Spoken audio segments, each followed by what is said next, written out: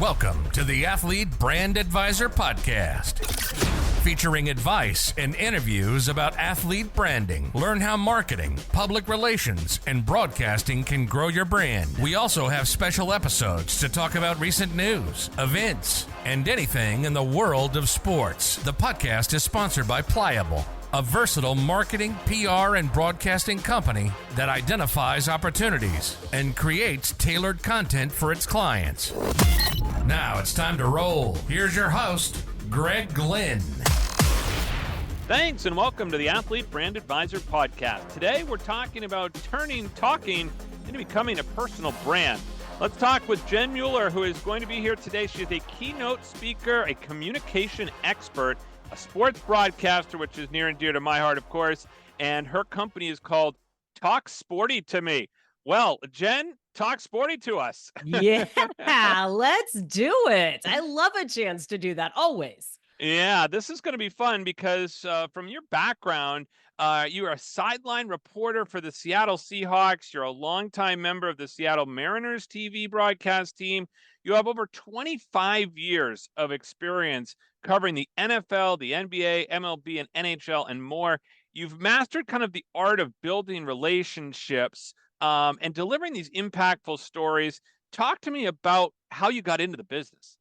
Well, I was always a sports fan. I have always been super competitive, but it is truly a nod to my high school guidance counselor, Mrs. Steele, who suggested that instead of pursuing a career in teaching, that maybe, because I like to talk a lot and I'm not afraid to talk in front of people, that maybe broadcast would be something that I would consider. And so when I started to dive into that and what that meant, I realized that you could make a choice and you could go the news route, the political route, or you could do something really fun like talking sports. Now, back in the mid-90s, women were just allowed to start into that sports industry. It definitely was not a given. So I had backups to the backup plan, but really it was a high school guidance counselor pushing me and then just taking whatever the next obvious step was along the way.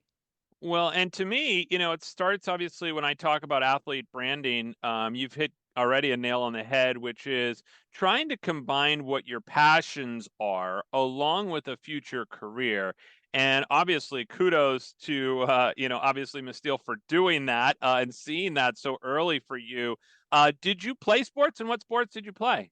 I played all the sports there were through high school. Part of that was I went to a small Lutheran school. So if you did not play all of the sports, you might not be able to field a girls' team. Basketball was my first love, but I played volleyball. Then it rolled into basketball season, softball, track, swam during the summers. This is obviously back before we specialized in any one sport. But I really do appreciate what you take from every sport. And while I'm super competitive, I was not phenomenal at every sport, right? I was great at basketball. I really enjoyed swimming. I became a swim team coach. I enjoyed breaking it down, but I was not playing a starring role on the volleyball team or the softball team. So you have to learn how to contribute in different ways. And I'm really grateful for all of those experiences.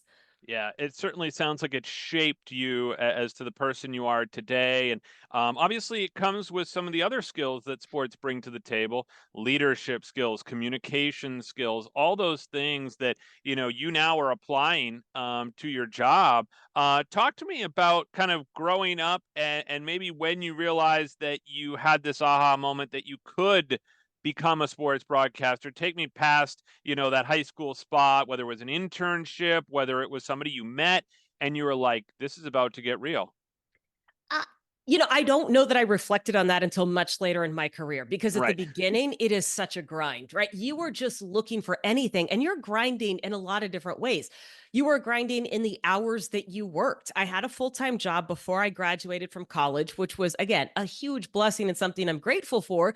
But I was taking college classes. I was expected to be working a full-time job. You're working until midnight. Sports hours, they are nights, weekends, and holidays, which is great if you love what you do, but that also doesn't leave very much time in the day for anything else. So you are physically grinding in the hours that you are working. You are mentally grinding because you're trying to set up the next step in your career.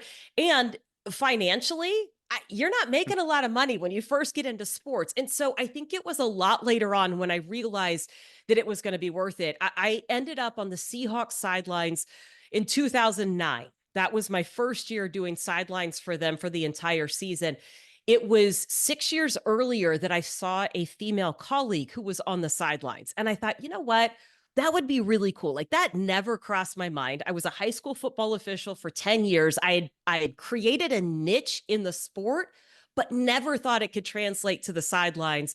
And I spent 6 years positioning myself for that job. But when I got it, I think that was probably the moment where you're like, okay, all the hours working in the All dark right. by yourself. Like, I think this is what it was all for. Yeah. Well, that sounds really cool. Now, was there some networking that obviously took place?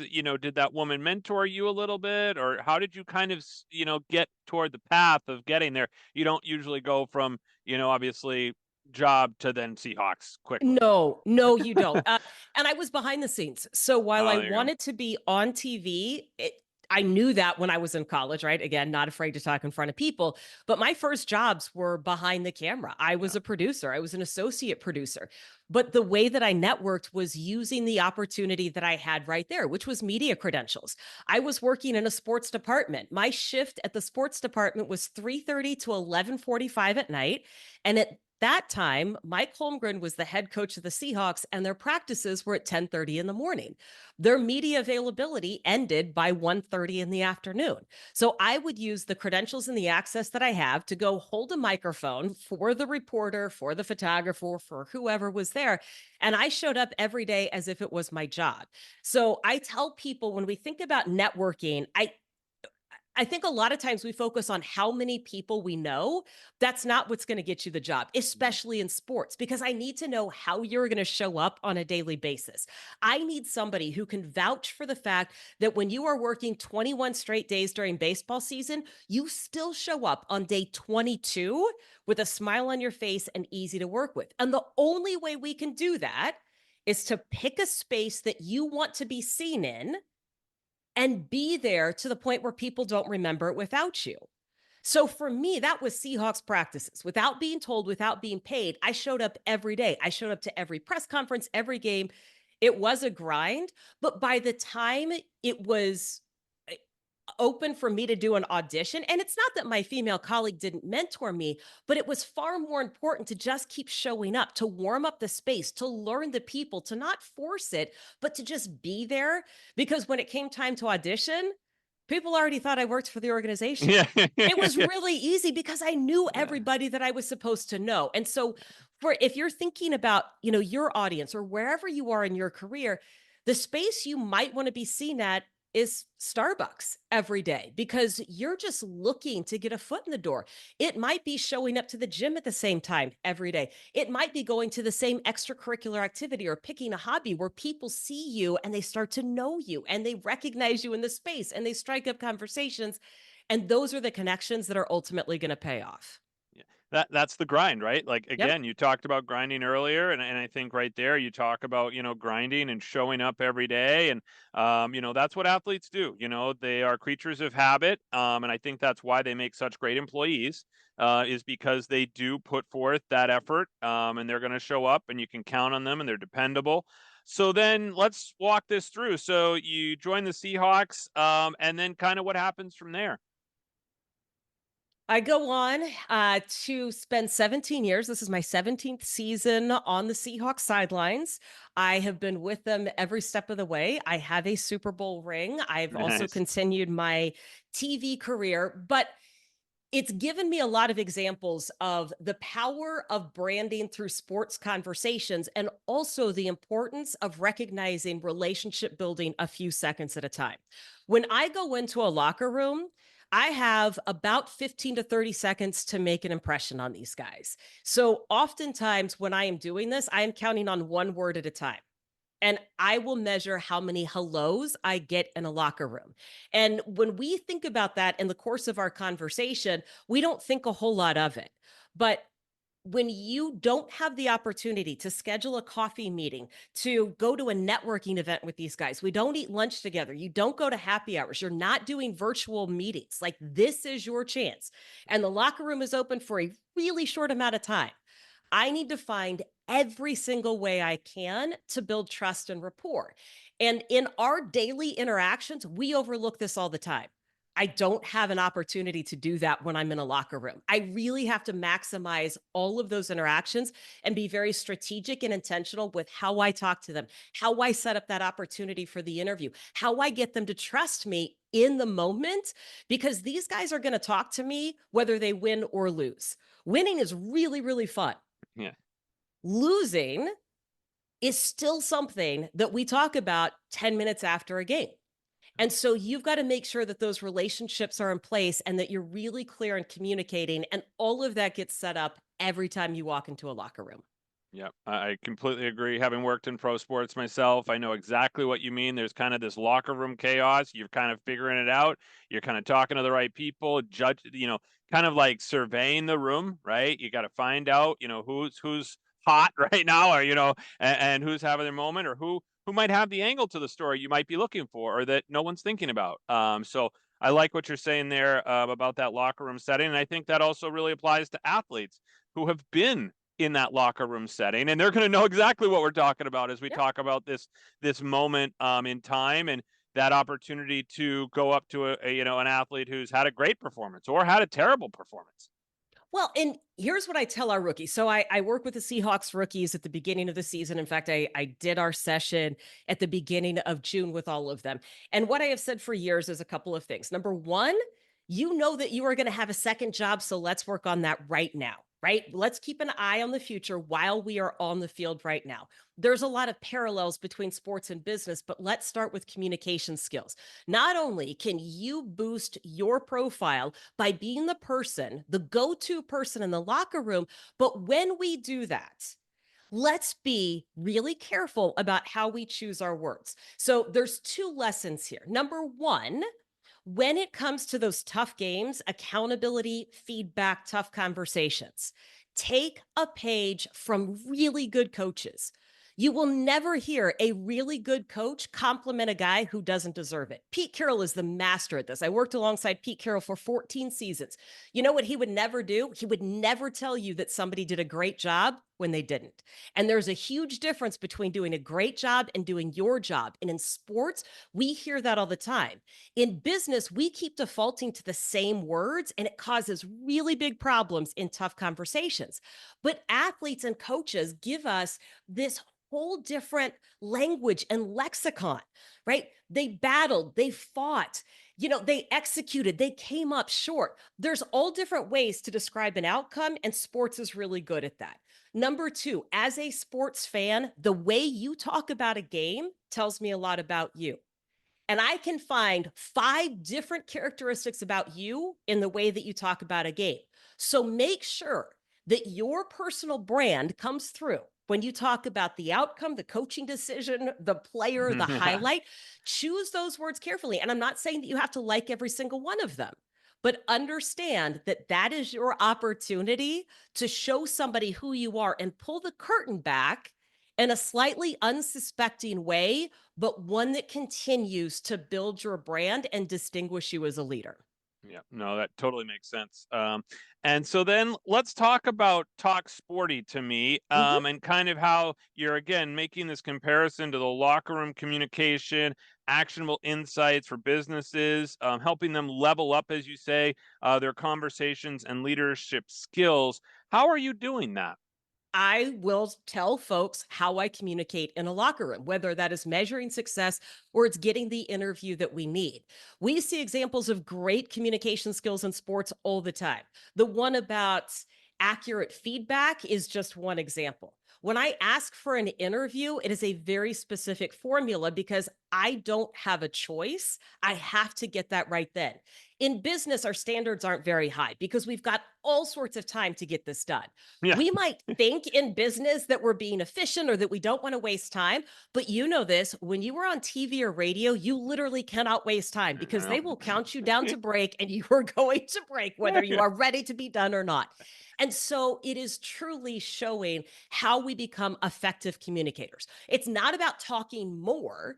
In fact, we talk less. Conversations can be measured in seconds, not minutes. So, how do we do that? By being very clear in the expectation, the timeline, the action item that we want people to take in a conversation.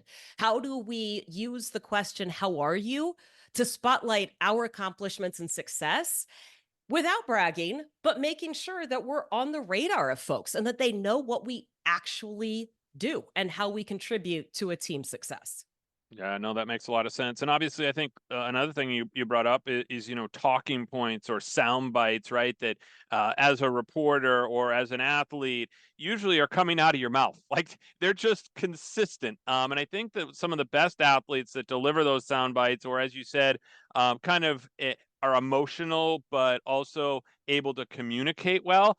I think that makes that athlete that much more likable because they aren't just regurgitating the same stuff over and over again, but they are kind of relying on that basic foundation of I'm not going to go completely off the rails here, but I'm going to convey my emotions and I'm going to talk about the subject matter. Like you said, Pete Carroll not complimenting somebody that's not doing a good job. And so I think you almost have to go into that knowing that and having that mentality. And you've got to find small ways to practice that. Otherwise, Mm. it's not going to work when you're on the spot, whether you are Yeah. doing a post game interview or whether you are having what could end up to be a critical networking conversation in a different space. Authenticity in athletes, it is a practice skill. Some people certainly come by it naturally. So, Richard Sherman is a great example of this to me. Richard Sherman has been Richard Sherman the entire time I have known him. He has always been very comfortable in his skin. Now, whether his approach to a question would be my approach is not the point. But that entire team was very authentic to themselves, whether it was Doug Baldwin, Marshawn Lynch, Russell Wilson, KJ Wright, Bobby Wagner, right? If you were to study how they answered questions, there are certain words and phrases that they use frequently. And those are their words and phrases that give them an authenticity without going off the rails. Now, sometimes Sherman went off the rails and it made for some of the best moments, right? Like we all know what those moments are. But that goes back to what message do I actually want to convey? What words are mine? So if I was explaining this in a different setting, I would say this: nobody ever hits a home run in my book. You can hit a single, you can hit a double, but in my book, you are going to launch, torque, crash, crush, clobber, blast, whatever you want to do, because you don't just hit a home run, right? There's a lot of words that I can choose that make that moment more real.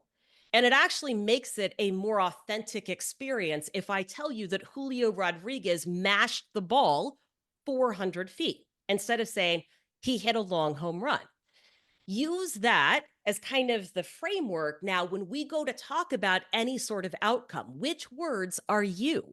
Which words convey your emotions without saying he sucked? That was a Yeah. horrible decision, right? Like you can go one way, but let's Yeah. practice using the words that further your ultimate interests. Yeah, and it's funny you mentioned that because I provide media training, obviously, for athletes, and that's one of the biggest things that we work on is coming up with the words that they probably would like to say, but that they can use on as a crutch to Mhm. then be able to have that in the heat of the moment so they don't Yep. make that mistake. Yep, Yeah. absolutely. And there's lots of ways we can practice doing that. But I think we default to using the same words over and over again because it's easy and Yeah. because we are going to get a response. And it's Yeah. just true, right? Conversational norms and the general nature of human beings, you are going to get a response. What Yeah. I would encourage people to do is level up those communication skills just like you do, because now we are going to get into a richer conversation, a more real conversation, deeper insights when we go a little deeper with our conversation skills. Yeah, I like exactly what you're saying. So let's do this. Let's look back at your career so far. And I have a lot of athletes that I work with. One of the things they say is, I want to get into sports broadcaster, and I want to be a reporter, or I want to be an anchor, or they see Sports Center and they want to do that too. What kind of advice would you have for an athlete that then wants to turn their athletic career into a sports broadcasting career? Well, number one, from this side of things, become the go-to interviewee for whoever is doing interviews post race, post match, post game. If I know that I can count on you, win or lose, you become hugely valuable to me. And whether you nail it every time or not, it doesn't matter because the brands see you, the networks see you, and they see you as well spoken. KJ Wright, who was on our Super Bowl winning team, and then the next year, he is currently a coach with the 49ers. And we were talking about it, and he said, Jen, the biggest mistake, and KJ, I always considered one of my go tos in the locker room. But he said, my biggest mistake, Jen, was that I was not in the media more in my first few years. I knew that I wanted to go into either broadcasting or coaching, and I feel like I had some missed opportunities. So even if it's uncomfortable, do it. And if you know the person who's doing the interview, so I actually work on the team broadcast. I will encourage guys to say, hey, come and talk to me. We'll do an interview. If you don't like it, it's not going to make air. But you're not going to get any better unless we have this practice. The other thing I would say to athletes is use your niche and your experience to your advantage. If you are a track athlete and a tennis athlete and a golf athlete, like go, there are so many opportunities, but it might not start in the broadcasting realm. You might need to start with some digital assets, whether that's writing an article or providing some social media content. But once you get the access as a media person, now you get a chance to talk to those folks who can make decisions. Now you get a chance to show people how you show up. So do the same thing that you would do as an athlete. Look for the little opportunities, stack your wins, and then look for your opportunities. No, that's great. I love that advice and spot on as somebody who's has done it myself, to be in those situations. And, I can remember getting my first media credentials and, being in those pro sports locker rooms. And then I was, as much as I was in awe, right, for the first time in a big pro locker room, I was also looking around and I was looking at who could I get to know in here that might actually help me in the future of my career. And whether it was holding their microphone, right? They had to do something else, or they wanted notes on what did that guy just say, or whatever it was. Like that's the kind of stuff that you can be a resource. So I think there's so many opportunities when you put yourself into the right position. So let's talk about what you do and how people can kind of get in touch with you and learn more. Obviously, you've got your website, talksportytome.com. What can people do there? I know you're a great keynote speaker. Yes, you can find out the topics that I speak on for keynotes. You can inquire about your next event that you want to book. You can also find episodes of my cooking show, I Cook, You Measure. It's a fun one for your audience because I bring athletes on the show with me. And you would be surprised at, you would be surprised at their level of comfort in a kitchen and just their overall cooking abilities. Some of them know how to do it beautifully. Others have a hard time with a can opener. So it is always an adventure. It is always a great conversation. Where do you host this? Where do you do this? So I host them at my house. You can find every episode on YouTube. Again, the show is called I Cook, You Measure. So yeah, it's a fun one to dial up if you want to see some of my athletes in a different setting and learn a few things in the kitchen as well. Well, I think that's, going back to what we said earlier too about some of the standardized things that we all say. When you get an athlete in a kitchen, which may in some cases be an uncomfortable environment, you're able to at least have different types of conversations, have a little bit of comedy probably along the way. And now you're building that relationship. As you said, there's not a lot of times where you're going to be interacting with the athletes outside of the locker room. So it's so important to create those opportunities. And I'm sure that show does that. And I'm excited to check that out. So definitely want to do that. How do people book you for keynote speaking engagement and kind of what's your target audience when you usually do these keynotes presentations? Yep. I have got a lot of medium to large size companies that hire me, and it is the outside the box score. That's what I call it, outside the box score approach to effective communication, right? I will pull back the curtain on what happens in a locker room, but more importantly, it is the skills that make us effective, that make us better teammates, whether we're talking about a business team, a sports team, so that we are working together, we're on the same page, we're having the conversations that we need to have, and quite honestly, so that we are showing up with confidence. There's far too many times that we take ourselves out of consideration because we have taken ourselves out of a conversation. We might not know how that conversation is going to end. We might not know if we've got all the answers. That's not the point. The point is to show up with confidence and trust the skills that you've got. So I give you a few more tools to put in your kit for that. Yeah, I like that. Perfect. Well, it sounds awesome. Again, the website is talksportytome.com.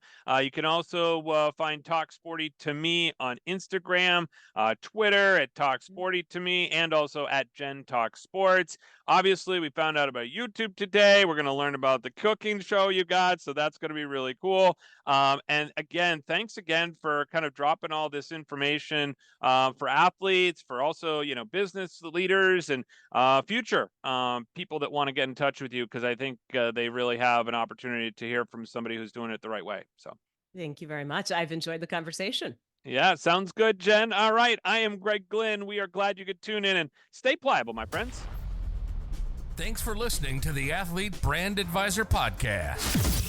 Be sure to check out the show notes from today's episode and catch up on recent episodes at pliablemarketing.com. We also encourage you to share topics and guest ideas by emailing our production staff at pliablemarketing@gmail.com. We love hearing from our loyal listeners and athletes who want to grow their brand. So jump in and be part of the podcast, because that's how we roll.